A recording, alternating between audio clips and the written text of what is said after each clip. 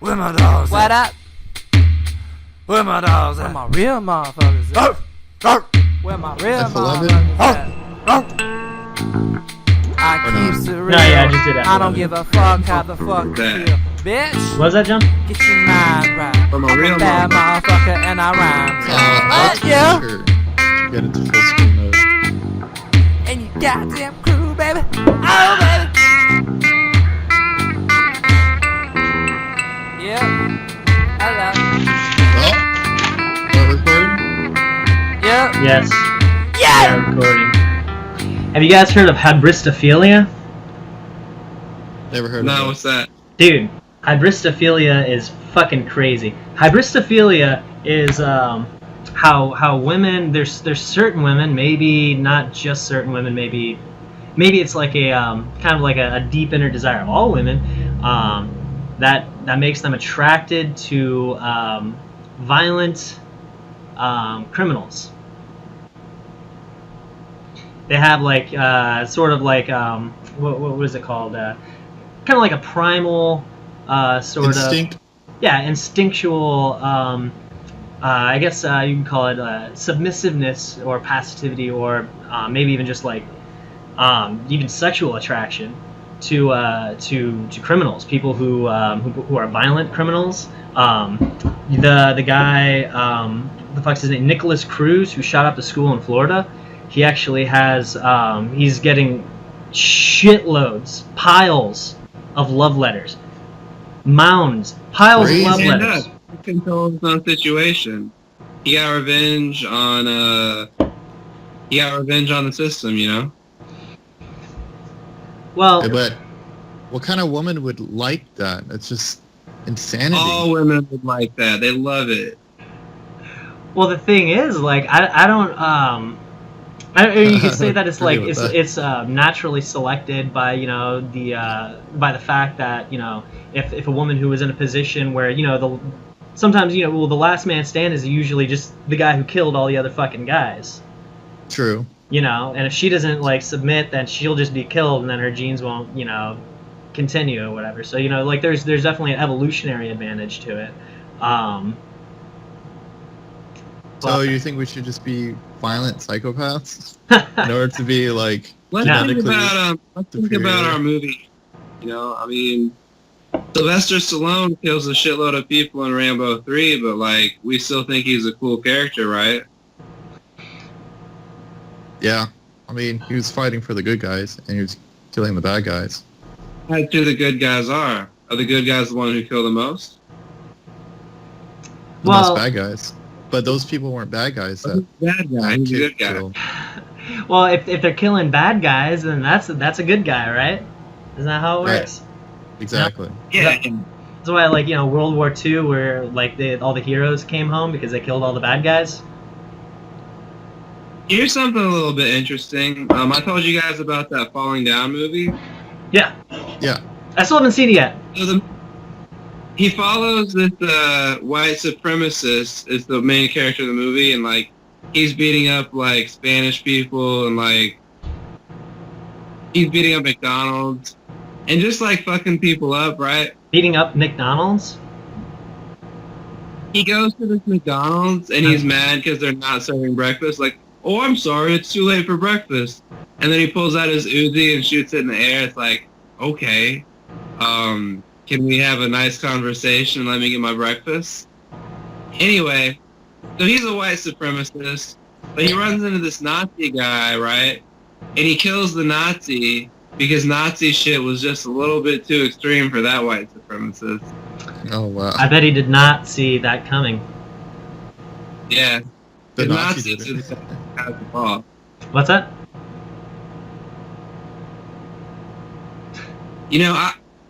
We kind of forced the Germans to be ashamed of their history a little bit. Yeah, there's I don't know, man. What's that? Well, it's kind of to prevent them from doing it again. Right. Same thing in Japan. Japan's not allowed to have an army, or a libido for that matter. I guess you could say. But they do have some military components. Japan? Yeah. Maybe like sort of, but definitely not like a normal They country. have like a Coast Guard. Of course, most Yeah. countries don't really have a military like the U.S. U.S. has like 50% of the world's military, pretty much. I don't know, or something crazy. Yeah, it's extreme. It's like country number 2 doesn't come for like. Well, I don't know. You've also got North Korea has like a crazy huge military. They got like 10th largest, I think. it might be the largest because they have like most of their country is military, kind of like Israel, you know. Well, Israel has help from us too. Israel what? So, yeah. You heard of that 7 Days War where Israel fucked up all its neighbors back when they were like new? I mean, I've heard some stuff. I heard about some sort of false flag attack that they staged over in like the is it the Suez Canal over there? That was Yeah. Yeah, I remember hearing about USS that. Liberty. Was it? They sunk an American ship supposedly. Right, and blamed it on like Egypt or whoever.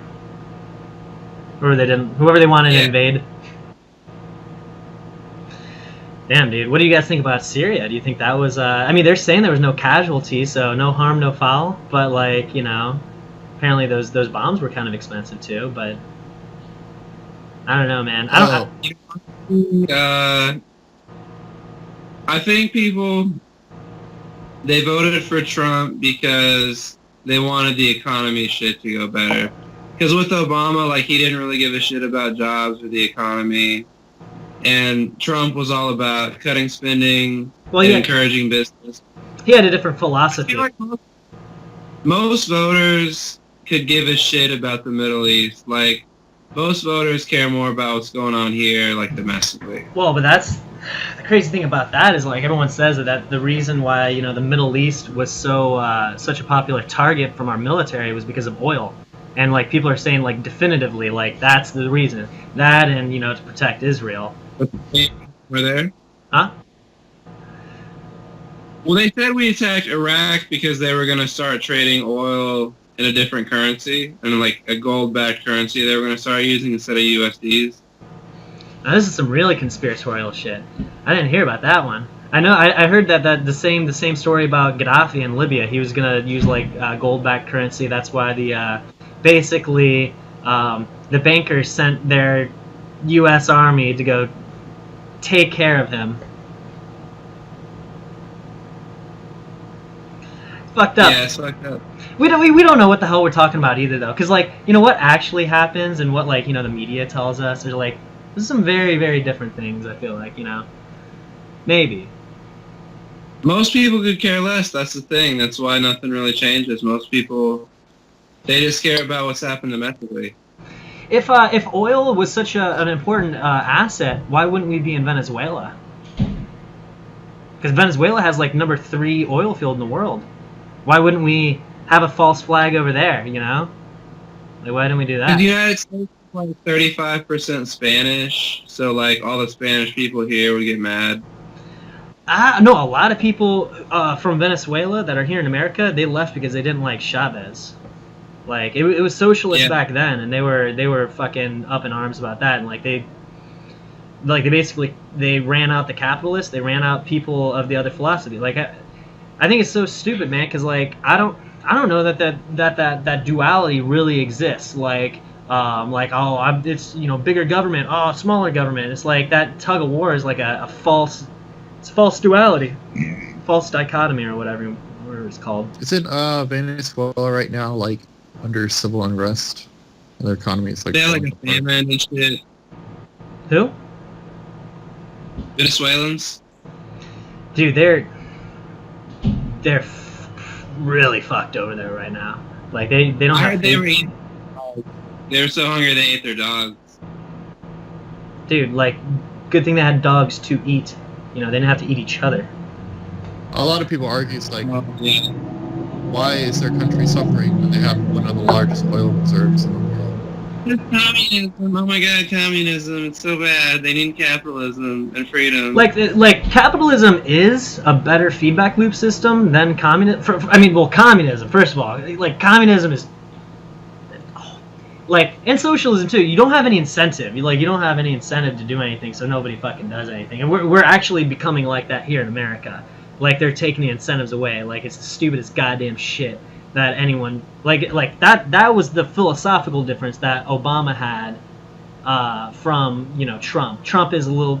I mean, people say Trump's a populist. I don't really know. I don't really even follow Trump, honestly. Like all I hear is just like a fucking like a sea of media stories, like just like constantly like churning out stories of him spelling coffee wrong, and everybody just like losing their shit over it, or whatever. I don't even know even if that detail is right. Like I don't know, man. I wasn't excited about the whole situation, but the more that I see, honestly, like a lot of Republicans are like giving Trump shit for bombing Syria, but yeah, I don't know. I saw the press release, and that was like the only thing of Trump that I've seen in like pretty much a long time, and he seemed like either he had his wits really about him compared to how the media's portraying him, or he's got some like really good advisors. I'm willing to bet he's not as fucking nearly as goddamn dumb as these people say that he is. Obviously, he's been able to retain the massive amounts of wealth. You know how many people that are born into wealth that squander that shit away? How many fucking people squander that shit away? You have actually two different poker games. You have short stack poker game, and you have tall stack poker game. Those are two very different poker games that you're playing. You're not supposed. You want to like play it the same way. You want to play the short stack the same way you play the tall stack, but it's going to be a different game because you have more money to bet. So you have more people that you're playing against. Short stack, you might just be going all in all the time. It's a different game. So Trump has been very good at playing tall stack. You see a lot of people that are good at playing short stack poker games. Once they start getting a lot of chips, they don't know how to play tall stack. Have you've seen that, John? Right? Yeah. Yeah, it's like so Trump knows how to play tall stack. So actually, if you think about it, that's actually a really good skill to have to be in control of the country, to be able to play, tall stack, tall stakes, go big or fucking, understanding what a billion actually is, that kind of thing. Well, like you said earlier, I mean, I think he has a lot of advisors that kind of guide exactly the right thing to do or say. I think he knows how to play tall stack. I think that's why he's actually doing pretty damn good.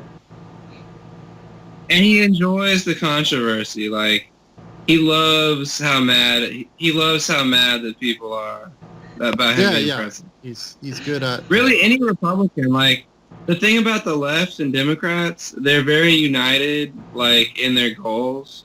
So like any Republican that wins, they're gonna go like harden the pain against, like what they did to Bush. Yeah, they went really hard against Bush. They don't get tired. Democrats do not get tired ever. Oh my god, dude.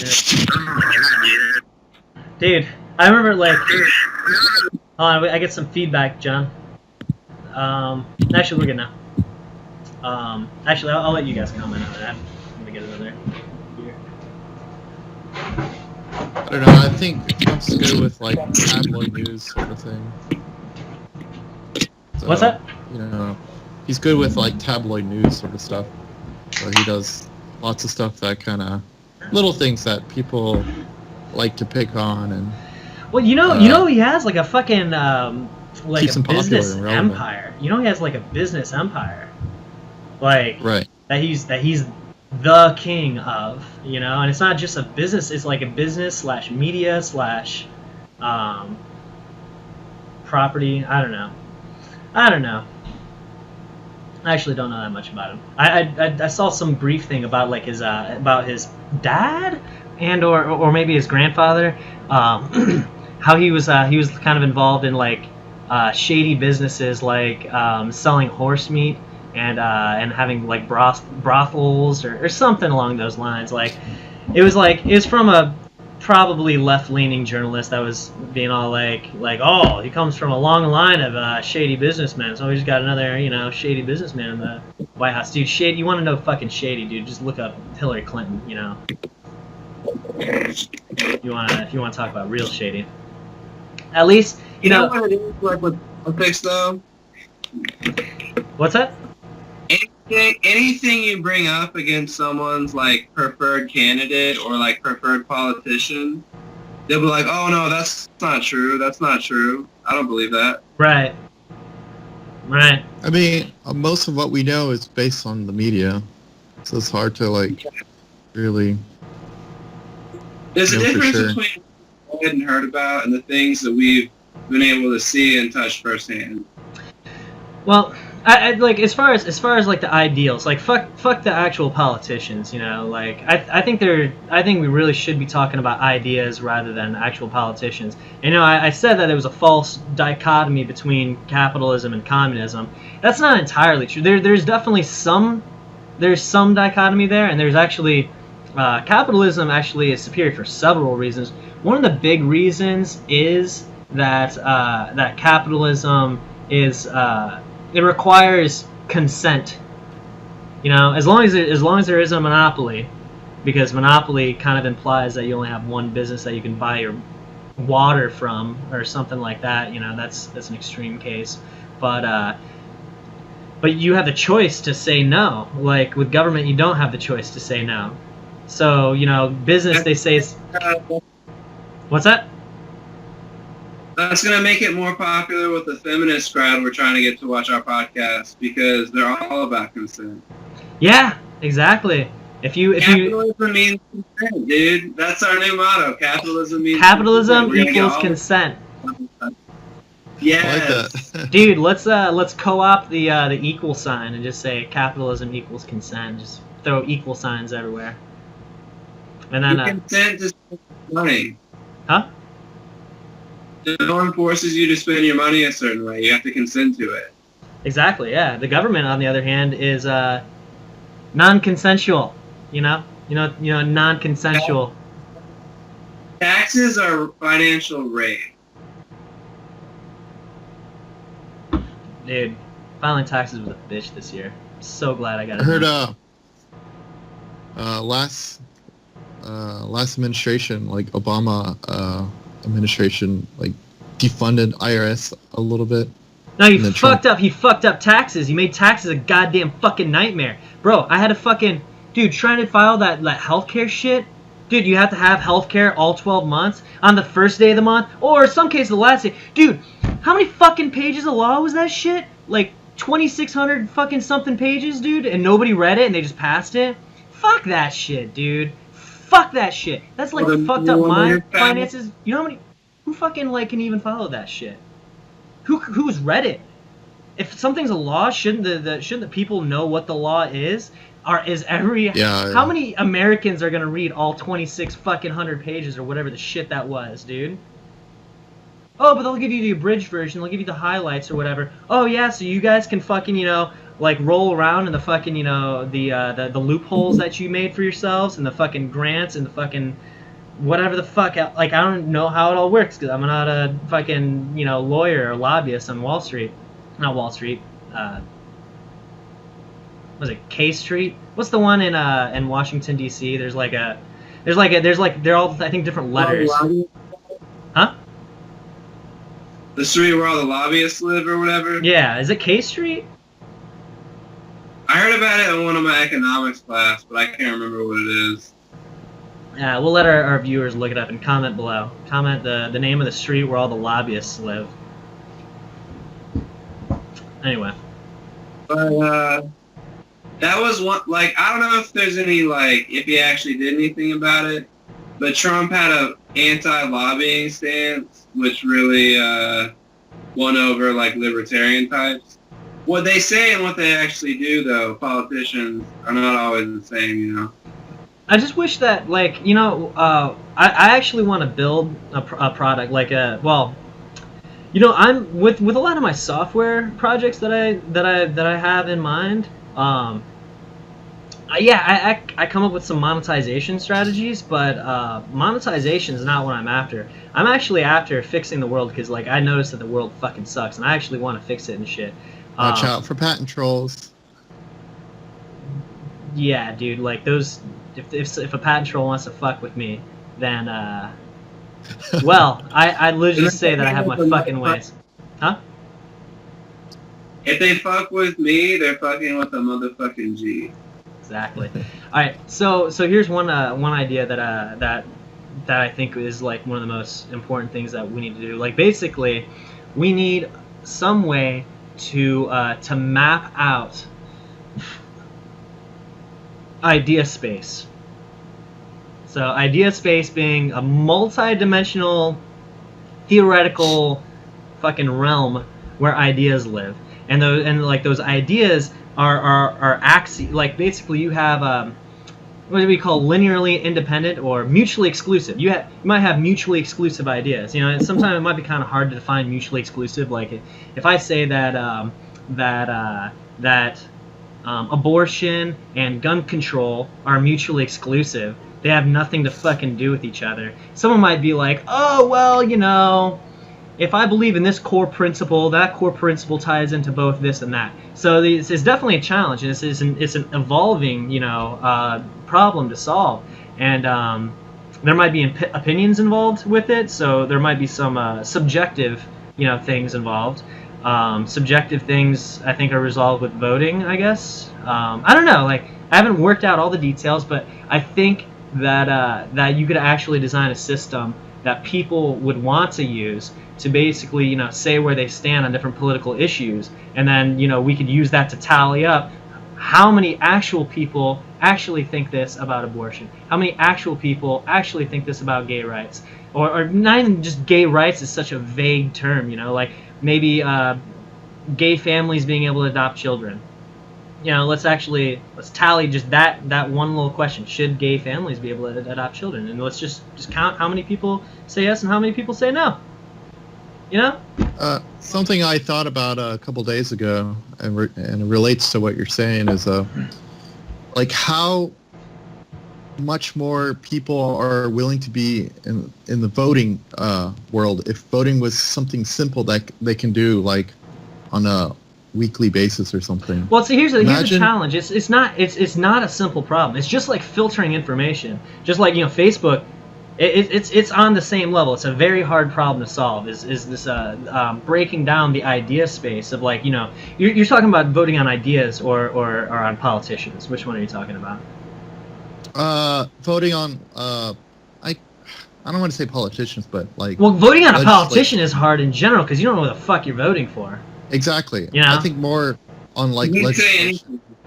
It's like, do you want to pass this bill? Yes or no? And then everyone gets a push message to their cell phone. Like, are you? Hold on, wait a second. Gus, are you trying to solve the problem that we don't have enough people voting? Because I don't think that's a problem. I don't think it's a problem that not enough people vote, because that's actually a good thing, because that means your vote counts for more. You know, Democrats want more people to vote because they think that they do have the popular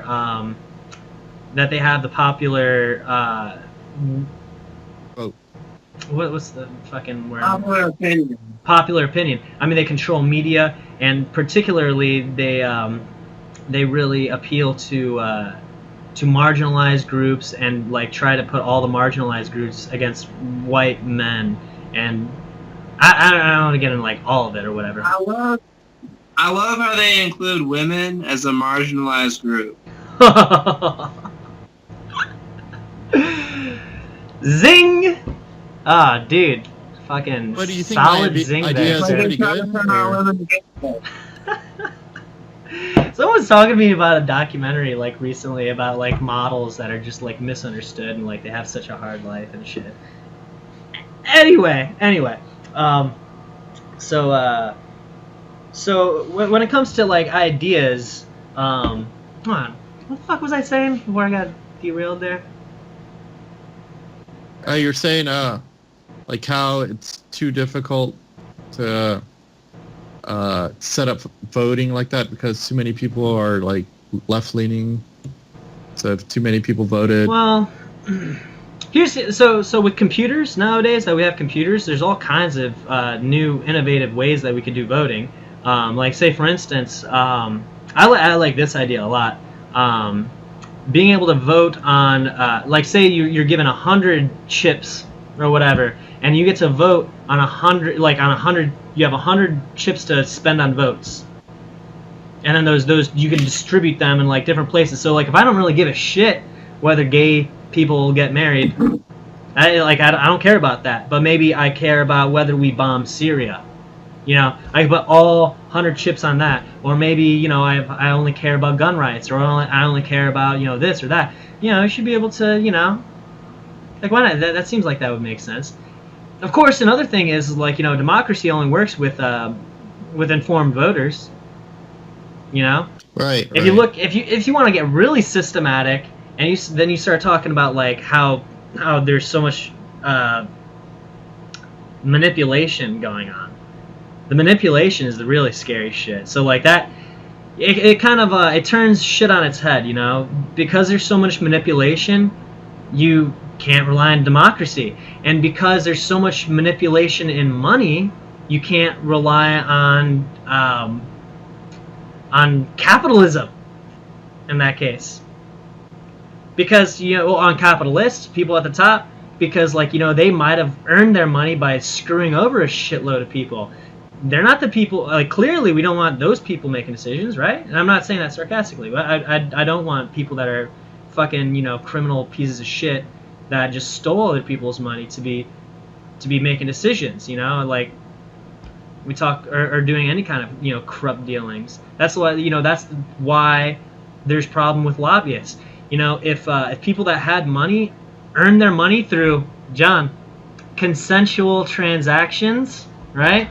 Like this ideal concept that we have. Of course. Honest work, honest living, honest dealings. And if everybody's money was earned through like honest ways, and like I don't think interest is honest. I don't think loaning someone money and then getting money in return for the money that you loan them is an honest way of making money. So I would say that if every dollar earned was honorably earned, then I would say, fuck yeah, have money in politics. Actually, I would say money in politics would be fine in that case, because then it would be the value of someone's hard-earned work. I guess the problem is then you start getting conflicts of interest. Then if someone could write a law to make it, legal for them to do something that was previously illegal because people didn't want you to do it, I guess that's a problem. I don't know. So there's the conflict of interest thing. So that has to be managed for sure. But like let's talk about these things though. Like Democrats, Republicans alike. Let's all talk about it. I think, I think interest on a loan is fair, but in excess it's not. What is in excess? Well, that's where we have to like measure what's excessive and not. Do you believe? Do you believe this? If someone stops paying their loan, for that loan to keep continuing growing and growing and growing and growing and growing? I think the asset should be revoked and the loan should freeze. Should freeze. But what the if thing you got is, a loan for something tangible, like a exactly, education? yeah. So, and then take another asset belonging to the person. If the person doesn't have anything, it's technically theft. The guy spent all your money telling you I was going to pay you back and have nothing I can give you in return. You know what? I don't think it's theft, dude. You just I think if you're loaning someone's money, it's also your responsibility to check out the credentials of the person you're loaning money to. That's fucking bullshit, dude. These people are giving subprime mortgages, dude. They're gonna. What if it's somebody who's honestly lost their stuff? It doesn't have to be negligence. It could be something honest, like illness or something. Like they became so handicapped they like all the medical expensive. Well, yeah. See, Gus, these are the outliers. You can't design a system on the outliers. That's what Democrats want to do. Democrats want to design a system based on outliers. They don't want to design the system based on like hardworking Americans. That's the problem I have with the whole liberal agenda. But not exclude them, right?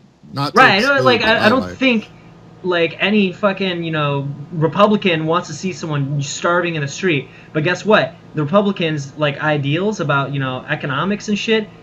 They avoid people from starving in the streets, but it's like too big of a fucking system for most people to be able to wrap their heads around. So that's why they say young and Republican, you have no heart. Old and Democratic, you have no brain. You've heard that before, right? No, I haven't. Yeah. Think about that Well, I one, have dude. now. Yeah. Yeah, but still, like another way to look at it is, I'm giving away my capital, something that I could be using for something else valuable. So, no, help you get somewhere that you need to go. Well, What costs more than what you can afford. you know what? The way that I think about the whole thing, I think that government, maybe I haven't fully fucking thought it out, but I think that um well, where does the loans originate from? Right now, they originate basically from the Federal Reserve. Basically, banks get loans from the Federal Reserve. Actually, banks are borrowing at like fucking about 0% right now. I mean, I guess they're at 0.2% or something right now. But either way, basically, that's how they print the money. They just borrow at fucking 0%. Um, so so the way that it's working is actually they're sucking liquidity out of the economy, and there's a system that requires bankruptcy. So it's not just this outlier situation that you talk about, like, oh, somebody got disabled and now they can't pay back their loans. There's actually a mathematical certainty that people will go bankrupt. It's a system that requires bankruptcy.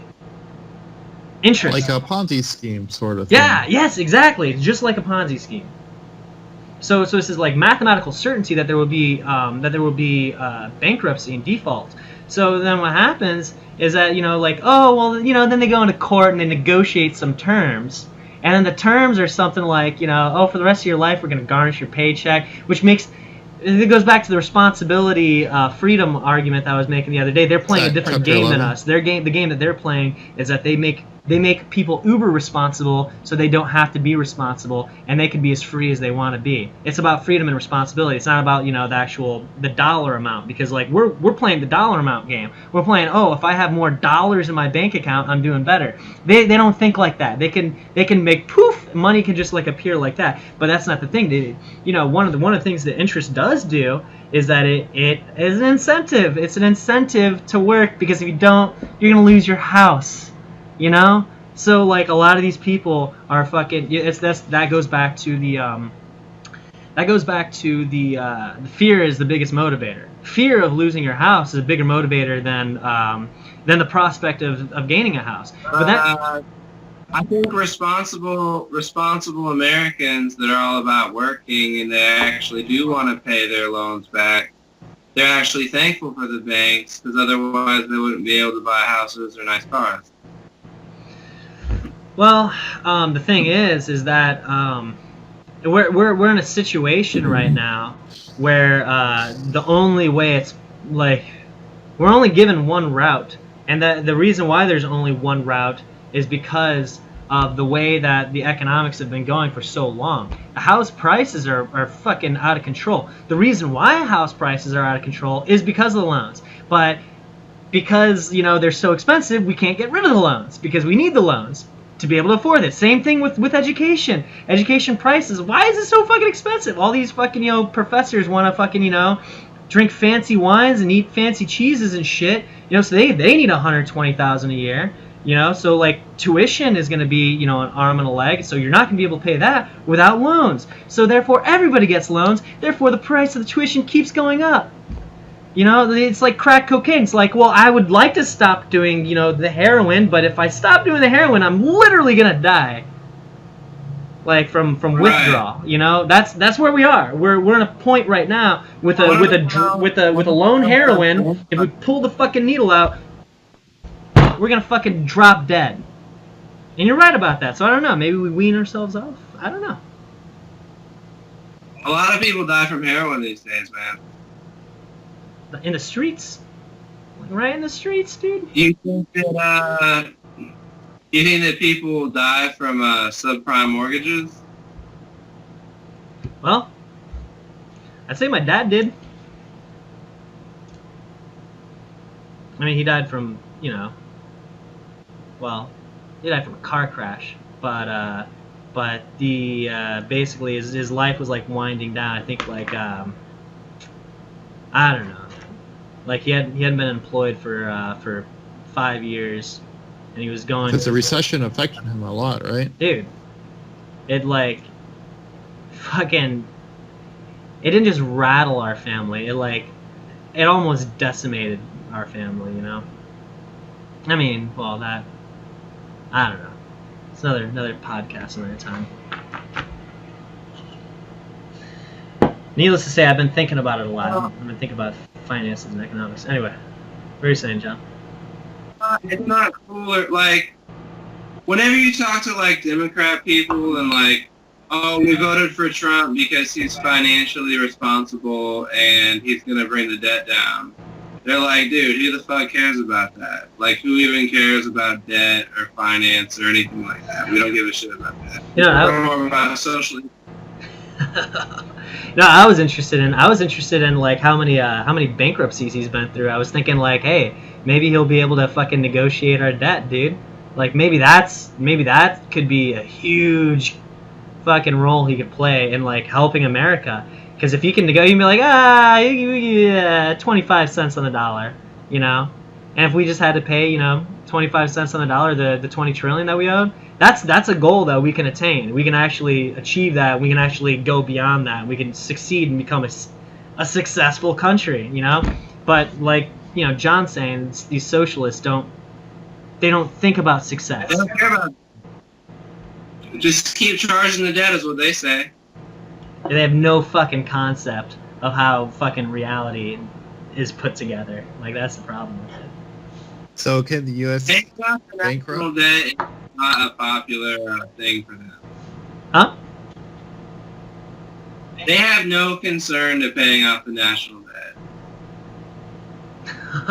Yeah.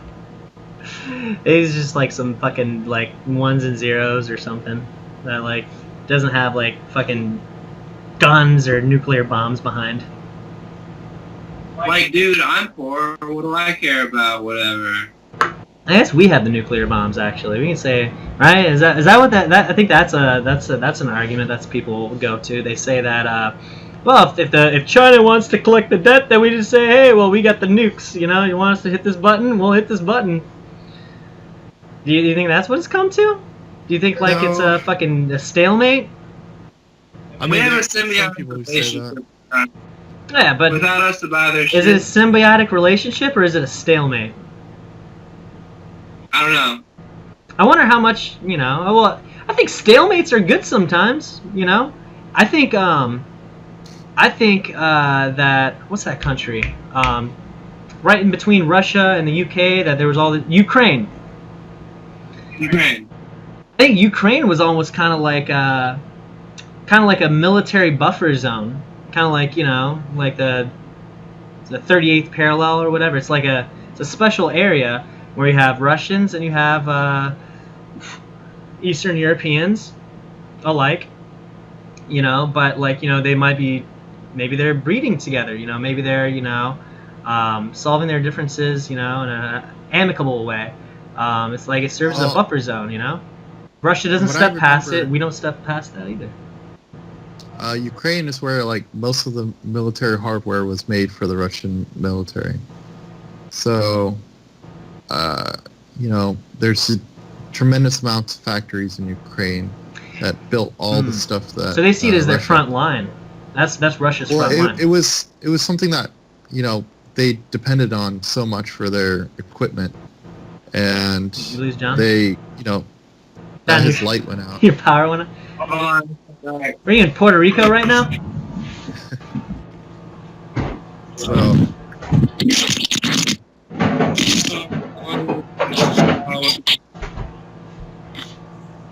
is there like a thunderstorm over there? I'm just trying to turn the light off. Well, is Crimea in Ukraine? I forget where Crimea was. That's Ukraine, right? Yeah, Crimea is a little peninsula. It's a peninsula, like most of Ukraine is here. Then there's a little peninsula that's like separate from the main. Yeah, And that's Crimea. it's attached to like Russia, but now it is Russia. And we just So- and we it's the same way we just fucking bombed those targets in Syria. We just blew up whatever the fuck that was. Same thing like Russia. Like Russia's like sitting on their hands. They're like, I can't really do anything, like whatever. It's kind of like the same thing with us in Crimea. Like, they fucking took over Crimea. What are we gonna say? What are we gonna start a war with Well, Russia? I think that was a little more serious. Because, That was a lot more serious. That's like claiming territory in the 21st century. Like That was it. we've When else has that ever happened? Has that ever happened? Like, South Sudan, North Sudan. okay, Isn't Crimea like nobody voted to be cares part about of Russia? Africa. Though? Africa's not real. Like, So many Shit. people died on that the Sudanese war. fuck, that sucks. Yeah, there was like I heard that. of tribes. I heard that Crimea actually voted to be part of Russia. Well, that's another thing. They might have had a lot like, of Russian people in it. I mean, same thing with Eastern Ukraine. exactly. So Eastern Ukraine is the I- same. I talked to someone I knew that was from Ukraine. I talked to him a little bit about the subject, and he said it's like on Eastern Ukraine, there's a ton of like Russians Right. or speakers, because in Ukraine the main language is Russian, so there's a lot of Russian influence. That was like some And of he the said, last like Vice videos that I was watching before Vice fucking fucking sucked the blue pill cock like as hard as they did. Back when they were actually interviewing people in Ukraine, there was still some interesting shit going on over there. They were interviewing people on the Russian side and on the Eastern European side. Like they were interviewing both sides, and it was awesome. It was really cool to get both perspectives. And it's like, hey man, they're both like they both got some good fucking points or whatever, and it's just like it's just like the Hatfields and McCoys, except that you got two ridiculously huge forces behind them, and but it's Right. but it's a stalemate zone, mean- and like we should have kept it a stalemate zone. But Russia, I don't know what the fuck. Maybe Putin is just a bully? Like, does he just want to he wants to take Crimea? Like, because that's his vision, his military vision in his head is like, okay, I need more property because then I'll have more resources to send more other military assets otherwise inaccessible. Yeah. Something else I heard is some pipeline that went through Ukraine, oil Oh, pipeline, right. and they wanted to control, because Ukraine was starting to sell the oil to EU instead of Russia, or buy Oh. EU's oil rather than They did Russia's some oil. huge. I forget what was Yeah. the huge economic thing that Russia did against Ukraine. I can't remember what it was. It was something about oil though. They said that basically they made it so Russia that Ukraine owed them like $20 billion now that they didn't have to owe them before or something like that. Oh, I don't remember. They did some But, huge things. Yeah. It's like, from what I remember, it's like Ukraine stopped buying Russian oil, and then Russia threw in a bunch of Russia propaganda to get the people on their side, and then there was a little political conflict, and The scariest thing, and then the thing I don't like Crimea the most. became, I really don't like. I don't like propaganda. I don't like propaganda on either side. But what about a persuasive argument? Is a persuasive argument? Is every persuasive argument propaganda? well, then we have to make a distinction between propaganda and actual factual discourse. Actual factual. Listen, I like that some of the online companies have started doing that a little bit. There must have been some law that was passed that says there has to be a clear distinction between normal user content and paid advertisement. And I think that's a huge thing. Maybe that could be the how do you define paid? So- How do you find on some other platform that is if I'm doing a YouTube video and I have an advertiser that wants me to read some fucking thing for them, well, I guess you can make it a law to say I have to say this disclaimer has to be you have to say something beforehand and afterhand. I don't know. This. Yeah. Paid and- advertising. So-and-so. So I guess That trying could to be- that identify could propaganda is where the bias starts to lean against what's good. But the thing is what about just in a news agency their own political bias you're not gonna have to say okay, now this is a paid advertisement from The CEO of the company that we work for? Obviously, you're not allowed to say that. I guess I'm obviously not. You know, but that's okay. Like, you know, I think, you know, a company is a company, you know, and I just, you know, as a libertarian in me says, you know, the market will, you know, work itself out. But you look at, you know, YouTube, Facebook, Twitter, and all these other social media platforms just being like extremely like leftist nowadays, and like their censorship, and essentially even like the information that they send out is very left leaning. I mean, like, you know, the Twitter guy, the Twitter CEO, Jack, whatever the fuck his name, dude, he's very like on the left side now, like, basically is what it seems like. I mean, So for me, it's like first you look at the science and data. Like there's a problem, and there's several solutions to it, and you pick the one that benefits fixes the problem the best, right? You would always pick that. Why wouldn't you pick anything else, right? So I think the bias starts well, when there is one reason why you wouldn't. persuasion. There's one reason. It actually goes back to my order and chaos thing. And but actually what you're saying is like what I've, like, you know, my orderliness is like in terms of, like, you know, yes, the best solution, you know, the orderly solution, the one that actually solves the problem, and then, you know, go from there. But there's also the chaos aspect, and the chaos aspect is required in certain, well, it's required in every system in order to evolve. You don't evolve without chaos. And it's just the same thing as the DNA in our systems. Solution? Huh? So why wouldn't you pick the best solution? Best solution for who, though? For the problem. Well, yeah, I see what you're saying. So But what I'm saying is, if there's any argument against the best solution, I think it's bias and it's considered propaganda. well, yeah, well then, yeah, what John said, best solution for who? Like, I mean, best solution is pretty. And that depends on the problem, not the solution. Sure, yeah. What is the problem? Let's give us an example, There it Gus. is. Give us an example. This is very vague. I mean, well, not vague. I'm sorry. Let's say Like- abstract. It's very No. abstract, and abstract is good. Yeah, it's like the debt problem. Like, Okay. what is the best solution for that? You know, and Wow. anything outside of that is. Well, but the thing is, but not okay. the best. All right. So here's something, Gus. Here's something.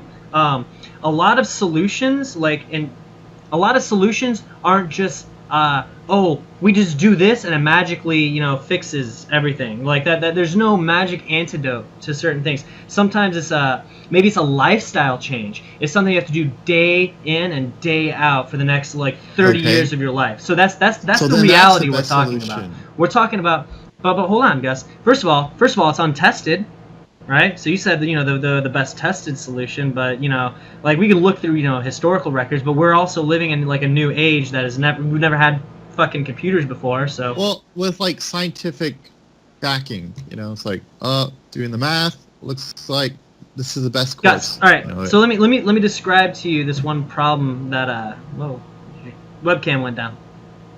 yeah, it's like, loose. So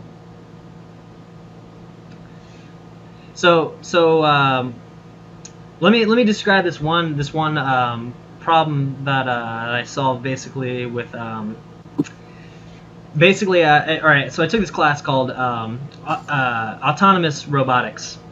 So basically, the final project was to design a robot arm that has a camera. Basically, imagine a camera in the palm of the robot that's able to identify maybe like a juice box, and maybe this is actually being controlled by some quadriplegic's brain, and they're like gonna grab the juice box and they're gonna bring it to their mouth so they can have some juice without having to have someone help them, you know, get the juice. Okay, so the first part of that problem is to solve how, like, let's say that the hand sees the juice box over there, but the 3 or 4 points or whatever that it can identify on the juice box image are skewed and offsetted by some, by some XYZ coordinates. Well, you have the XYZ offset. You also have the XYZ orientation offset. You have the XYZ, translational offset, and then so it's six. You have 6 degrees of freedom. We probably have lost like half the people here, but you have 6 degrees of 6 unknowns that you have to solve. You have to solve 6 unknowns. So like you're talking about, solving the debt problem. You have to solve some problem. To us, this is like, oh, there's only one unknown. Is the debt? Like, there's actually a lot of unknowns. And the more unknowns you get, the more infinitely complex the things get, and the more that your mathematics don't help you because you're talking about. Well, it's not that they don't help you. It's that there's you call it like you have exponentially less certainty of the absolutes of the situation. Okay, so but hold on. In the end, what you're arguing is the better solution, right? Hold on, no. Listen, guess. Hold on, let me finish what I was saying. So the way that the system was solved, was that it's actually using a feedback loop system. I say feedback loop system a lot. There's actually that's how things work. That's how everything works. It's with feedback loop systems. But anyway, so the way that the feedback loop system, the camera inputs the feedback, right? And it uses actually matrix algebra, linear algebra to figure out the mathematics to basically reorient itself. But what happens is that it actually takes place over time. Like the solution is not like known right away. The camera end effector moves around, then it moves. I say end effector. End effector is a technical term that means basically the hand, the claw of the robot is the end effector. Okay, so it has 6 degrees of freedom, which means that it can rotate itself anywhere it wants, and it can position itself any way it wants. It can position, all 3 axes, forward, backwards, left, right, up, down, and rotate all 3 axes as well. So it's got to be repositioned. But guess what? So it repositions itself a little bit this way. It might have made itself worse. And a lot of times it actually does make itself worse initially. Sometimes you have to crack some eggs to make an omelet. Gus, have you ever heard that? Okay, so that's actually a real thing. You have to crack some eggs to make an omelet. Do you not pick the best solution? So the thing is like sometimes our algorithms are not correct. Sometimes our algorithms are, well, let's pick the easiest. Let's pick the easiest path. Well, for a crackhead, the easiest path is more crack. For a heroin junkie, the easiest path is more heroin. For a debt slave, the easiest path is more debt. You gotta think. We're gonna have to start cracking some eggs. Obviously, that's not the best solution. Right. But hear me out, Gus. The only way to get to the bottom of the issue is to make things worse. Because you need to crack some eggs. You just made more disorder. But in the future, you'll have an omelet. Rebuild the structure, and by destroying it first. Well, it goes actually back to order and disorder. You have like so much order and so much disorder. But guess what? So the best solution is to destroy let the debt. The best solution is to destroy all humans. Default and destroy what, John? Destroy all humans. You meatbags had your chance, dude. I had some Bender Bending Rodriguez political campaign fucking bumper stickers that I got from some person on Reddit back when Reddit was cool, before it fucking got completely fucking cuckfested. Remember Fat People Hate? Oh yeah, dude. Yeah, I remember Fat. I felt bad like every time going on there. Well, what's that? My coworker is super fat, and she's like, "Oh, I've been divorced twice," and I'm like, "Oh, I wonder why." I'm surprised anyone married her in the first place. Twice. Well, that's fucked up. That's kind of mean-spirited. I shouldn't say this. No, but she might have a good soul. Yeah, Gus, that movie Shallow Hal was a farce. Okay, that's not reality. Okay, you actually have value. Funny. You have like women are valuable, dude. They're valuable, but like our society hasn't told them why they're valuable. because our society wants to like have this fucking fairy tale like reality like that doesn't actually mean shit, and people Too have, many Disney movies. well, I don't think that the Disney movies are the problem actually. It's just so ideal, and life is so. Actually, I think the Disney different. movies are kind of good. I think They are. I agree. I think but, most Disney movies are pretty but great taken actually. to extreme, like a Disney movie is so. No, but it's got. perfectly I think the ideal. Disney movies Like, are actually like to replicate that is almost like so biblical, difficult. man. Like they've got everything. They got the hero's journey. They've got they've got the damsel in distress. Matt, is And all the Disney your life like princesses are skinny minis. What's that? They're all skinny minis. All the Disney princesses are skinny minis. There they were. They're all skinny minis, Gus. So where's their? So Matt, is your life like a Disney movie? Yes. No. Yes, it is. Yeah, it is. Damn straight. Disney Oh. movie where I get drunk, and Well, that's one of those live action Disney movies, like Mary Poppins. oh, that was Disney. That was Disney. Oh shit. I don't know. I haven't seen that movie in a ridiculously long time. What's alright, what's your favorite cartoon movie of all time? Go. Merlin. What? Sword in the Stone. Sorry. Sword in the Stone, was that the King Arthur? Yeah, that's my favorite one. Was that part live and part cartoon? Uh,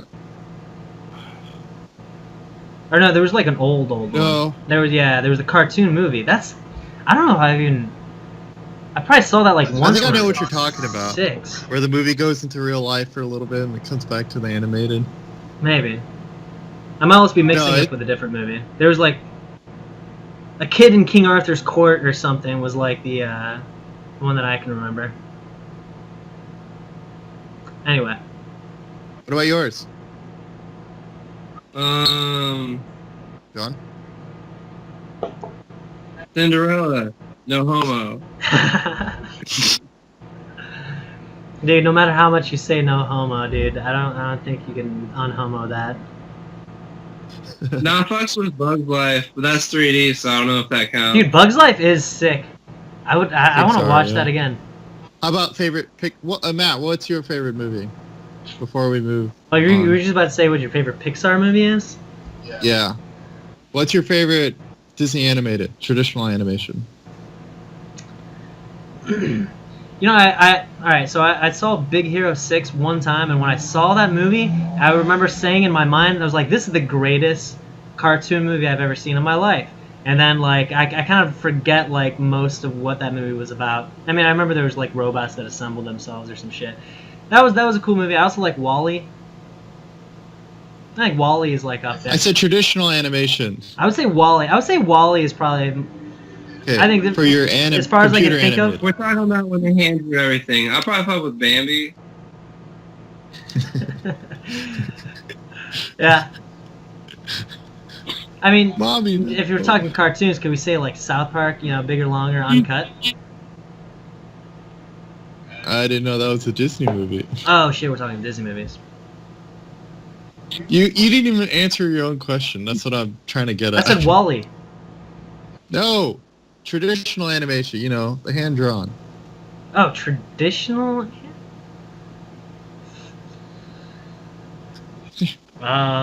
Dude, I don't even know. I don't know like which movies are hand drawn. Like I'm not that much of a cartoon movie buff. Oh, well. Okay, Well, so yeah, favorite. So John, my what's girl your Wait, is favorite? so- to bed. I might have to get out of here. None of the Pixar movies are hand drawn, right? I'm all using computer shit. Yo, I think I gotta get off here. All right, John. Later, dude. All right, man. Have a good night. Toodles. You too.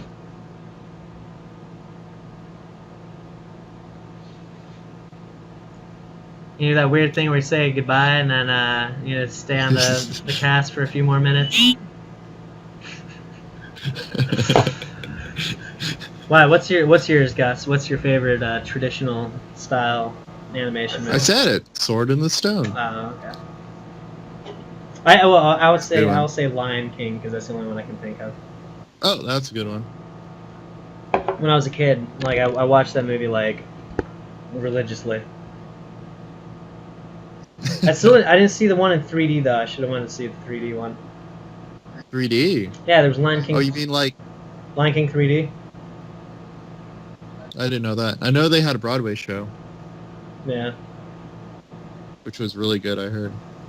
they had Lion King 3D. 3D Lion King, Gus. That sounds pretty epic. Dude. Trying to think my favorite Pixar movie.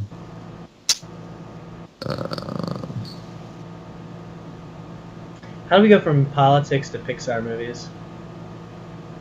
Oh, because I said like how idealistic Disney movies are, and it kind of makes women kind of dream of this fantasy world, and you know they're trying to create that in their life when in actuality life is too different to be, you know, made that perfect like a Disney film. So like girls are looking for Mr. Right and spend their whole life looking for Prince Charming, where in actuality most men are like 50-50 Prince Charming and a dick. So Well, it goes back to hybristophilia, doesn't it? a little bit. It's a I mean, weird. It's a fucked up thing to even talk about, but A lot of women are like You know, terrified of violent men. I think it's you know I remember the first time I even heard about the concept. I remember I was reading about it on Reddit. I remember I forget what it was like. It was like one of those Reddit submissions that was like, you know, what's the thing that you like don't understand the most or something like. There's some like, you know, then people was like, I don't understand this. Someone was like, I don't understand hybristophilia, like how so many of these like, you know, serial killers like they almost always get love letters. You get lots of love letters. I don't know. I think first we need to look at the type of women that are sending those letters. Like, look what their lifestyles are like. And Well, I know you're trying to like. I think we'll find our answer there. I don't know. I think they've. I don't think that's where the answer lies. Unless they had a better argument than that, like. Well, a lot of the women, like from what I've read briefly online about it, is that a lot of the women who like what their reasoning is like they want to be able to change, the killer, to make the killer, like maybe they know something deep. They empathize with maybe some like hard experience that they've had to make someone else empathize. I think. No, well, they empathize with maybe like the because a lot of these killers have had like traumatic experiences in their life. That's why they became killers. Like the guy fucking Nicholas Cruz didn't have a father in his life and became a mama's boy, and he got bullied for basically not having a father figure there to like tell him how to handle his manly matters, I would say. But like the woman would like see the aspect that he got bullied and just like her heart just kind of like is like, oh, it breaks a little bit for him, like, oh, he was so hurt by his bullying that he went out on a rampage. And they don't see the sociopath in these murders, like, cause there's a sociopathic aspect. The sociopathic aspect is the non-empathy. Right. They don't feel the empathy. That's why they're able to go and murder fucking people. To exploit, yeah. Right. So they don't have this empathy, or it's supposedly. I mean, it totally makes sense. Yeah, you definitely. If you can see into someone and see that like like they're hurting and like it makes you hurt a little bit too, then that's a good thing, I would say. But how about the rise of autism in the U.S., which is inability to read people, like to read people's emotions? Like that's a huge issue that's starting to happen. So, not having the ability to empathize with others is, in a way, like a form of autism. So perhaps it's like. Wait, it's a way of autism? Wait, so you're trying to like. Wait, hold on. You're trying to pin serial killers on autism, Gus? What kind of like leftist shit have you been reading, man? That like because there's like autism. No, Autism is like okay, what is autism? when they say someone's on the spectrum. Have you heard someone say that someone's on the spectrum? You might not be able to like read someone's like they might not be able to Cues. Yeah. right. They might not be able to read someone's cues. That doesn't mean they don't empathize with the person. It just means that they suck at cues. But They probably suck at poker too because they can't tell what anyone that's has. a form of empathy, though, to be able to read someone. No. There's a difference between being able to read social cues and being able to feel the pain someone feels. So like those are two completely separate things. Completely separate. 100% completely separate. I don't know. Those Like maybe if you're able to read people's cues, it can and if you have to and you can empathize really well, that's a good combination to have because that makes you able to figure your way around a poker table or around a woman's panties or around any of these other scenarios or some shit. But just because you're autistic because you can't pick up on someone's social cues does not mean that you're not an empathetic person. It just means that you never get the signal in to fucking to go ahead with your empathy. It's just two different things. Like the empathy, I would say empathy is putting yourself in someone else's shoes. You see how that's separate from being able to read people, right? It's completely separate. Completely separate. But when you read someone, you're understanding what they're doing. That's my perspective. Yeah, but it's like oh, you understand that person because you just read him. And maybe there's some gray area about it, but I see what you're saying, though. Yeah, I see what you're saying too, because I mean, at some point it starts becoming dependent on definitions, and no matter what definitions we create, reality could be something completely different. We're just trying to categorize and classify reality with our definitions, but they might not be sophisticated enough to fully encapsulate what is actually happening. Maybe there's some gray area around there. So maybe women have some instinct to try to fix autism, and then we're losing that in the U.S., and that's why there's a rise in autism, because there's less women that in traditional roles that trigger that fixing of the autism. I like hearing that you're coming up with theories, Gus. Hypothesis. I haven't heard of that one yet. Interesting. Well, I think there's been a little bit of a disconnect just between I think feminism itself pins women against men. When you pin women against men in a way that they're competing for the same jobs or the same roles in society, which doesn't make any fucking sense. Can you hear me? I think your internet went out. Did I freeze? No, I can hear you. Yeah, you froze for 10 seconds straight, but I see you now. Okay. I was gonna say that fuck. What was I saying? I forgot. That feminism pins women against men the same way that I would say. What's interesting is that at college, there was always SWE was I think Society for Women Engineers.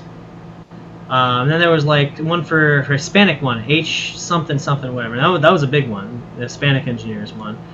It had basically all these groups of people that were basically saying white people not allowed. Dude, seriously, if you think about that, segregation in a way. Yeah. Self-segregation. Yeah, definitely segregation. Definitely racist, sexist segregation, and hatred of white men, dude. Out of what? Because they say that white men have everything. We're not gonna thank white men for inventing everything. We're just gonna berate them because they got themselves a nice cushy situation because they've invented a lot of things. forget like the value that has been increased in my life because I can fucking have a computer, or I can drive a car, or I have an air conditioner, or I can fly a plane, you know, like forget all that shit. Like, you know, these people, they have a really nice car, which means that there's societal injustice. I'm just so sick of it, dude. Like, and then the fact that that's like the narrative that the leftist media uses 24/7. Dude, it's reason to start a war. Like, I mean, you understand that, like, you know, it's something worth fighting and dying for. It's worth killing for.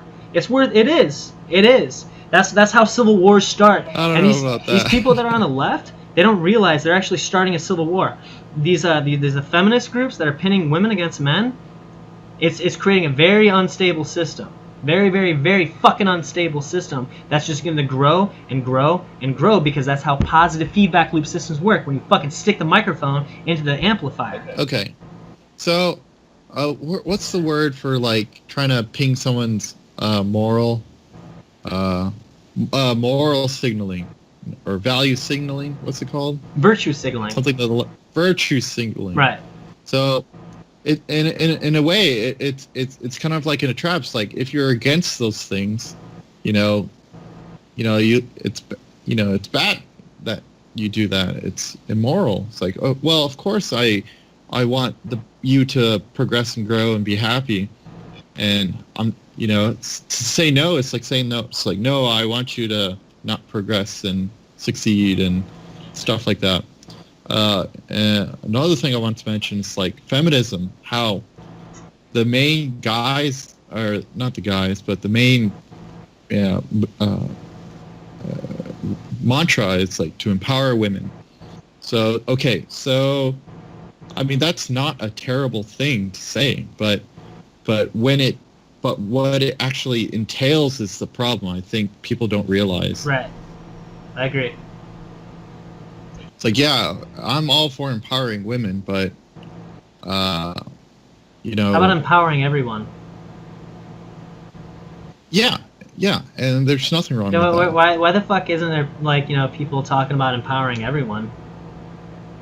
If somebody said empower everyone, you're not gonna get hate from the right. The reason why you get fucking hate from the right with your social justice shit is because you're pinning people against each other. That's the whole fucking thing that we're against. We're against people getting pinned against each other, and that's exactly what the fuck you fucking people are doing with your stupid society for Hispanic engineers, or your society for black engineers, or society for something that me as a white guy is gonna be really out of place to fucking try and join. Like. Or your affirmative action where I have to pay more for fucking business taxes, for I don't get scholarships, if I just the list really just goes on and on and on. Yeah, it's a form of communism. It's like, or socialism, where it's trying to bring it in balance, or cut in balance, and it's completely unfair. It should be more like on merit alone. It's like if you work really hard, you should be making the most, regardless of what identity or race or a creed, and by kind of separating that to identities, it's not merit based, it's identity based. It's like, you got it. For something that has nothing to do with what progress is in the U.S. Progress in the U.S. is based off merit, and if you want to progress or achievement, the achievement in the U.S. is based off merit, and it should not be based on something that isn't that, which is like race or gender or stuff like that. That's a good way of putting it. Any program, that's a very good way of putting it. Any program, like feminism, Black Lives Matter, whatever. If it's not merit based, it's socialism. Yeah, and it's gonna which leads to conflict. I like it, man. It's a good way of putting it.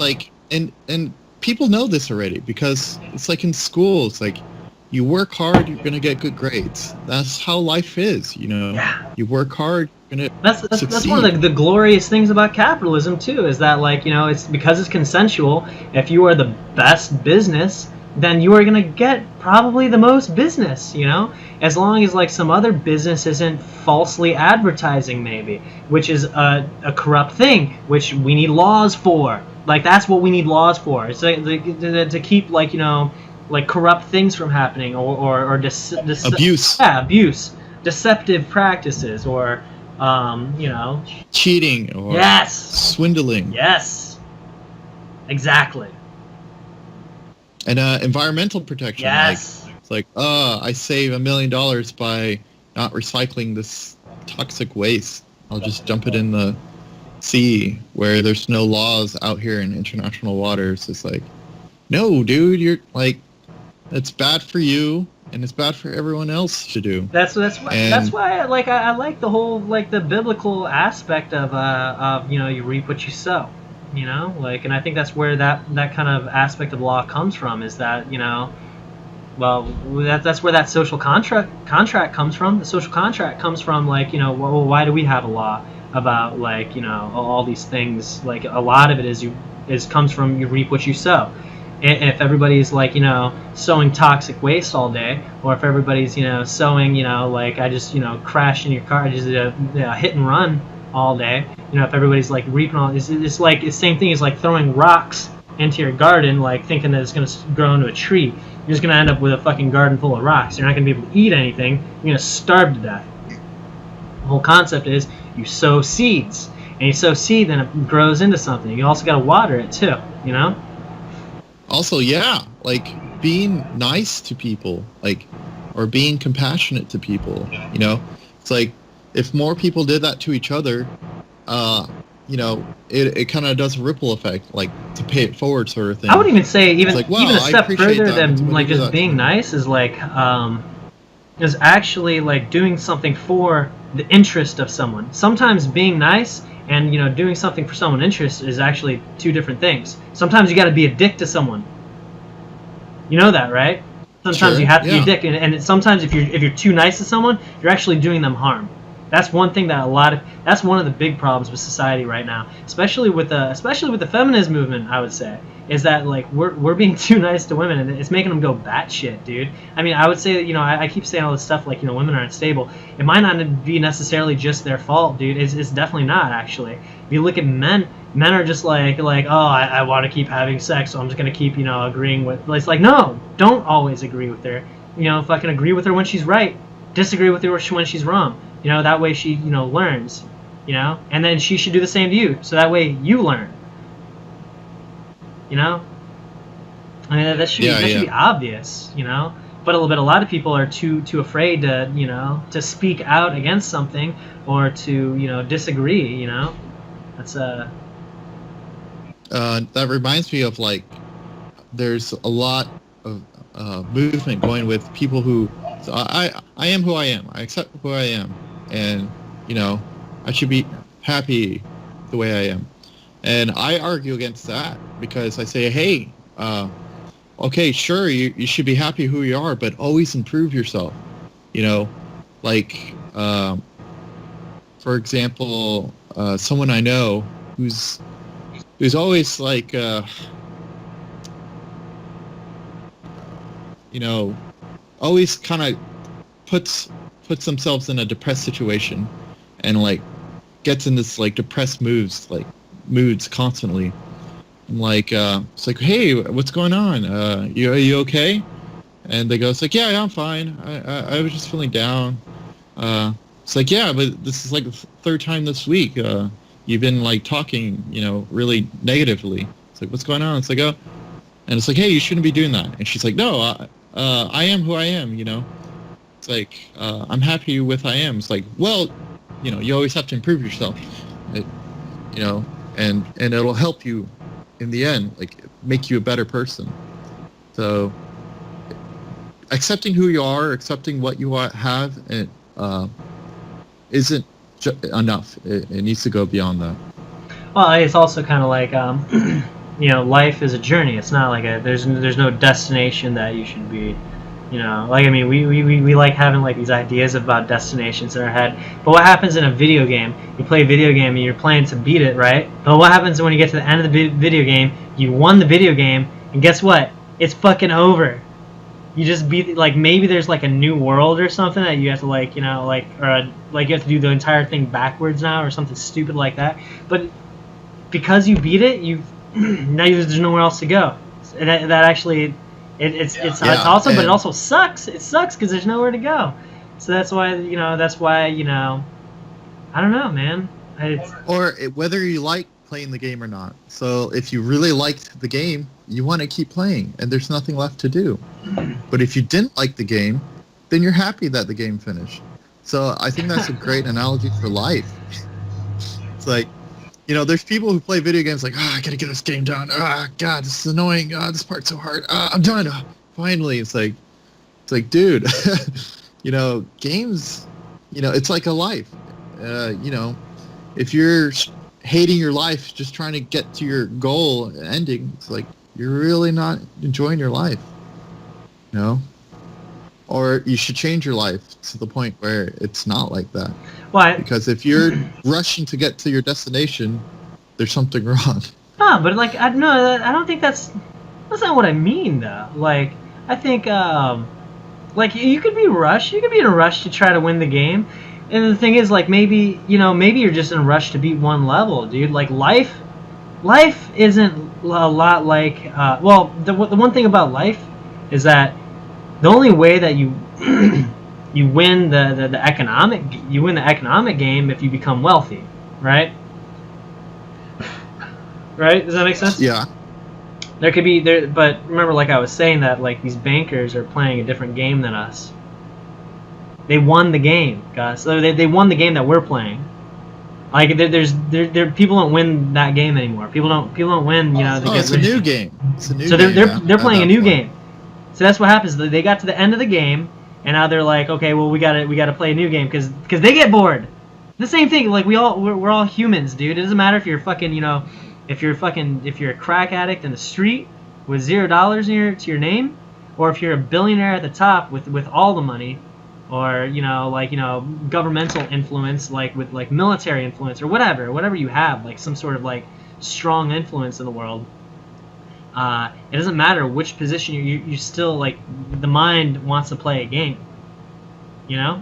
Whether whether that game is like, oh, can I afford to buy more crack? Or maybe the game is like I need to expand my take over the small country. Maybe the game is I want to expand my empire like even more or whatever. Like I don't know what those rich people think. Well, think about the game I was talking about in the last podcast, the 4X game, the strategy game. I think I was explaining. So 4X means, so the first one is explore, second one's expand, third one is exploit, like your rivals, and then the fourth one is exterminate your rival to win the game. So, in a way, that's just like kind of how like bacteria works or something like that. I don't know. So or maybe it's more, or maybe humans were just playing like a really long version. Yeah, it's like a lot of stalemates. So exploring, we were like, colonists into the Americas. Right. Expand, we like made the United States, Canada, Mexico. So you're saying we're on step 3, and we're step 4 is next. Well, if you count the Native Americans for step 4. What about Nazis? What about Nazi Germany? Yeah, that's. They were trying to get. They were trying to take care of step 4 there. Yeah. It's not like a. It's not like a fundamental principle just because you found 4 words that all start with the letter X or EX. It's a type of game. That's what I'm really saying here. It's like it's a type of game, and like how much of it relates to real life. And now I have tons of these games. I love playing these games. So, you build strategy in your mind to culminate resources and plan your moves and stuff like that. So, Do you remember that one South Park episode where where Kenny was playing like a video game, like a handheld video game about the battle of angels and demons, and he got further than anyone ever got in the game or whatever. And it turned out there was an actual battle between the real angels and demons, and then heaven called them out. They were like, "We need you right now." It's there was actually a movie about that also, in the 70s or the 80s. I think it was called what was it called? There was some arcade machine out in the middle of bumfuck Wisconsin or something. There's this town with 3,000 people in it or whatever, and some kid got the highest score on some arcade game, and then the aliens came down and picked him up, and they were like, "Oh, we need you to actually fight this war for us." Oh, there's another movie like that. Yeah. It's called Ender's Game. You ever heard of that? Oh, I did see Ender's. Wait, Ender's Game. There was a book, and then they made a movie out of it. Yeah, exactly. Yeah, I saw that. Yeah, I saw that. But that was a little bit different. They knew what they were getting into. That was more military-esque. It wasn't aliens picking you up or the heavenly. No. Yeah. But it's playing a game, not realizing it was real. Right. They were you've seen the movie, so. You know what I thought? You know what I thought would be a really interesting concept would be. Let me spoil this movie for you. Go ahead. So what if Call of Duty? Imagine this. Just imagine this. Imagine the military created a bunch of drones. A bunch of drones that could be controlled with Xbox controllers. And then the Xbox controllers that all these kids, they become the best. They become the most elite fucking killers. It's better than all their AI. So they just fucking release a bunch of these drones out on the combat field, and all these fucking little 13-year-old kids, they're just murking fools on Xbox. They think they're actually killing video game radicals characters or whatever. Well, here's the thing about that. Two interesting aspects about that. Yeah. One, if it was real, kids wouldn't play so aggressively. They would be more tactful. No, but that's the thing. They don't tell them. They don't tell the kids that they're actually killing real people, because.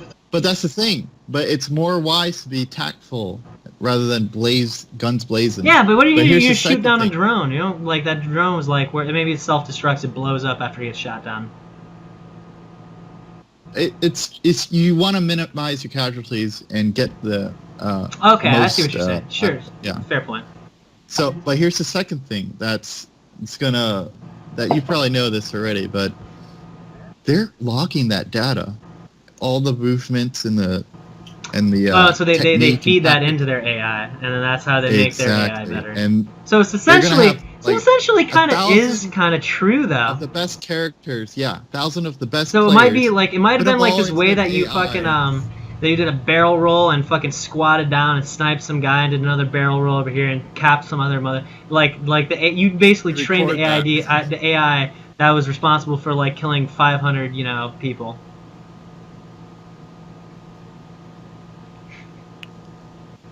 What's the difference at that point?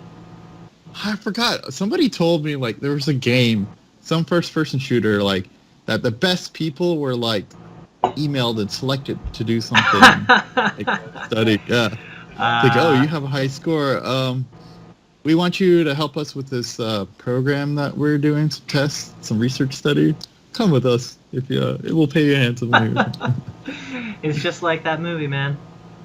That South Park episode. Literally, that's basically a real life example of that happening. Now we're talking about. Yeah.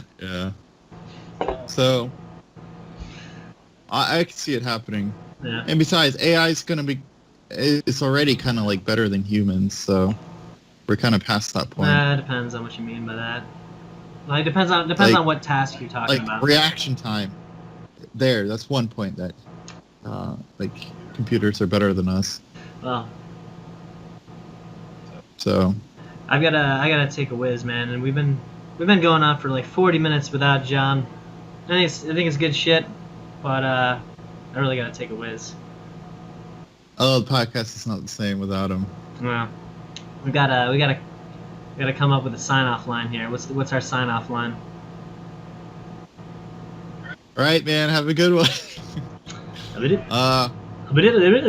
That's all, folks. To all the other real Moefuggas out there, we salute you. That's all, folks.